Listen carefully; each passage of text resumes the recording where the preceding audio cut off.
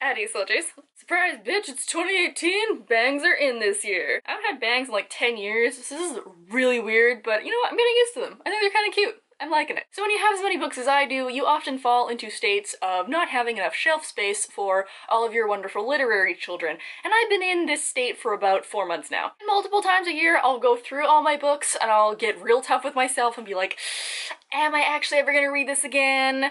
Do I want it on my shelf because it's a good book or just because I like the cover? Because let's be honest, I'm the worst offender when it comes to that kind of thing. So I got real tough with myself just the other day. I went through a cleaning frenzy and hence the great book purge of 2018 began. I don't even know if anyone's gonna really like this video, or if anyone's gonna get angry at me for this, because I purged a lot of things that I know people really like, and I'll just do a disclaimer right here. If you like any of these books that I'm about to glean, then that's totally fine, because I also liked all these books.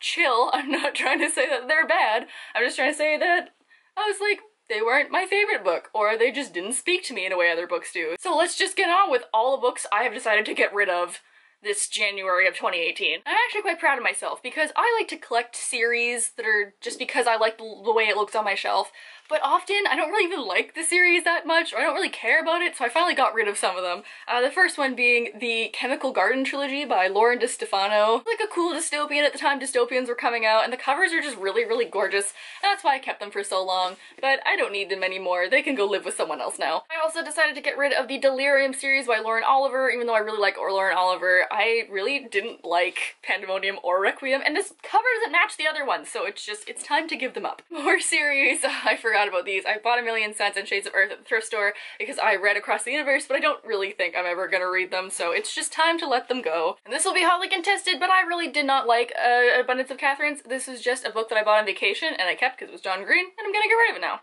And then a book by one of my favorite authors, who is Lily St. Croix, was nameless because this was supposed to be like a fairy tale retelling, and Lily St. Crow's awesome, and I thought it was gonna be great, but it was actually super boring. Sorry, Lily St. Croix, I love all your other stuff, this one didn't do it for me. And I was very disappointed by My Heart and Other Black Holes by Jasmine Warga, because it was a very serious topic that was not dealt with very seriously, and I don't want it on my shelf anymore. I am just never ever going to read More Happy Than Not by Jennifer E. Smith. It's just not gonna happen. It's not my style. I'm sure it's adorable, but I'm just not going to, so goodbye. A book that I'm hoping I can pass on to someone is Beautiful Music for Ugly Children by Kirsten Cron Mills, and this is a book with LGBT characters in it that I liked but didn't love, so it's gonna go now. Okay, first cover that I just loved and couldn't get rid of because the cover was beautiful was Empress of a Thousand Skies by Rhoda Belza. This is like a kind of Star Wars-y, but I wasn't in love with it, so oh well. I'm also gonna get rid of some 2-star books like Princess of Thorns by Stacey J and Glow by Amy Kathleen Ryan. These were just like whatever reads, and I kept them just because I think I both got them in the bargain bin. Ruby Red is a book that I want to collect the series to because I want the series on my shelf, but I'm never gonna read the other ones. Also, another freaking beautiful cover is These Broken Stars by Avon Kaufman and Megan Spooner, and it's so beautiful! But I just thought it was too weird to read the other two, so it's just not gonna happen, and it's so beautiful though. Another cover that's super beautiful is The Glass Spare by Lauren DeStefano. I'm sensing a theme here. I'm not super impressed with anything Lauren DeStefano has ever written, but I got this for free, so now someone else can have it. And a book that I really defined my LGBT reading, but I'm gonna get rid of now, is The 5 Stages of Andrew Brawley by Sean David Hutchinson, because I like We're the Ants better, so that one's gonna stay on my shelf, and this one can get passed on. And then R.C. Lewis did Spinning Starlight, which I did not like as much as Stitching Snow, and I think I just bought because, like, I had to, because I needed the series, but I don't. Also, before all y'all kill me for this, I'm getting rid of my house edition of Harry Potter and the Philosopher's Stone, because I have 2 of them. I'm getting rid of the other one. Everyone, just calm down there. I never actually ended up reading The Girl of Midnight by Melissa Gray because I heard it was like a City of Bones knockoff, and honestly, I'm just not interested in it. More 2-star reads. Julia Vanishes. Actually, I'd give this maybe like a 2.5, maybe 3-star. It was cool, but it was too weird for me. And then A Madness So Discreet by Minnie McGinnis, which is like, it was close to what I like reading, but not quite all the way there. I didn't mind it though. Fairy Tales and Nightmares by Marissa Marr can go because I want to like Marissa Marr's fairy stuff, and I kind of do, but I didn't like this enough to keep. Talked about this one in my weird books video, and that's After the Red Rain by Barry Lyga and a bunch of other people, and it's just, I don't need this, and the sequel's never coming out because this book was way too weird. Oh, unpopular opinion, I hated Mara Dyer, so I'm getting rid of the first one and I'm never reading the others. Rage, which is like a Horseman of the Apocalypse book that I wanted to be way better than it was. I think I'm going to let go of The Blackthorn Key by Kevin Sands because I don't really read a lot of middle grade. I have a shelf full of middle grade if I want to read some middle grade, so we can pass this on to someone. And then also Unhooked by Lisa Maxwell, which was a cool Peter Pan retelling, but I gave it like a 3-star. And I'm not mad if it goes. I tried to read The Courtesan by Alexander Curry, and it was weird. I didn't like it. Didn't like the way it was written. I give up. Then one that it has a place in my heart, but I never reread it again, and that says something. I repurchased Eon by Alison Goodman because I really loved the Dragon book, and then because I was gonna buy it to reread it, and I never reread it, so it's fine, it can go. Then I have The Witch's Kiss, which I feel is a little young for the tale that it was supposed to tell, and Splintered by A.G. Howard, which I think I've bought on like 3 separate occasions and just never read, so it's fine, it's fine. I tried to start reading 27 Hours, which is the advanced copy I got. It's just like, it's not my style. It sounds really cool though, it's just not a book that I would read, but if you like sci-fi and like space demons, yo, this looks like it's gonna be good. Another random dystopian when dystopians were big was Deviance, which was just odd. And then Long May She Reign, which I've also kept because it's just a freaking gorgeous cover and there was less magic in here than I wanted, and it's like strong feminist character, but like whatever. Queen of Hearts by Colleen Oakes because I wanted a cool Alice in Wonderland retelling and I got a weird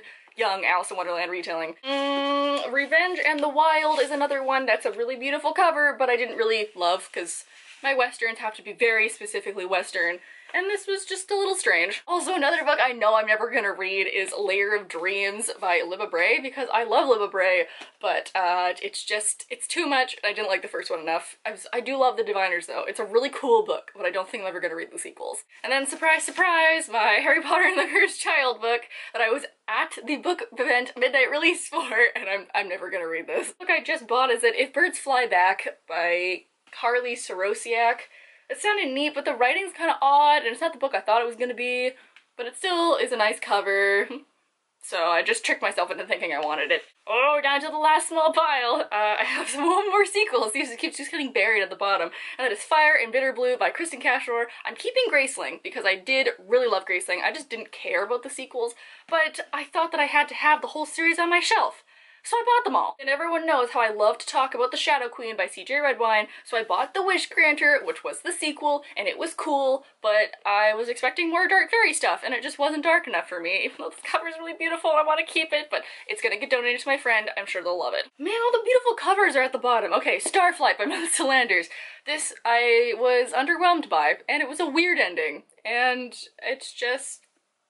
I'm sad I didn't like it more, but it's going. Very last book that I'm getting rid of is my advanced copy of The Witches of New York by Amy McKay, because I did love Amy McKay, but I like her 2 other books way better, and I was kind of underwhelmed by this, and it just wasn't magic-y enough, so it is going to be donated to a friend. At the moment, I'm getting rid of 48 books, and I'm so proud of myself, and I opened up like a whole shelf and a half of space to put stuff, and I still have like 20 books that are double stacked, and I need more shelf space. Hey, I mean, I have a problem, but at least it's books. It could be drugs. I know I'm probably gonna get some angry comments in this video, people being like, why don't you like that book? It's so great. Oh my god, it's my favorite book, how dare you? But I'm like, you know what? People like different things.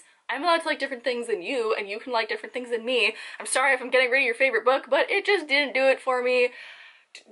Diversity is what makes the world go round, alright?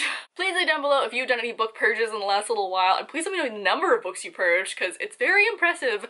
When you look at it, it's scattered all over my floor, and I feel like I could build a tower out of just the books I'm getting rid of. I probably could build an entire castle and a moat with all the books that I currently own. Also leave down below if there are any books on this list that you think I shouldn't purge and I definitely should read, because it's gonna take me like a week or 2 to get all of these out of my house. I hope you guys are all having a nice day wherever you are, and I will see you all next week. Bye!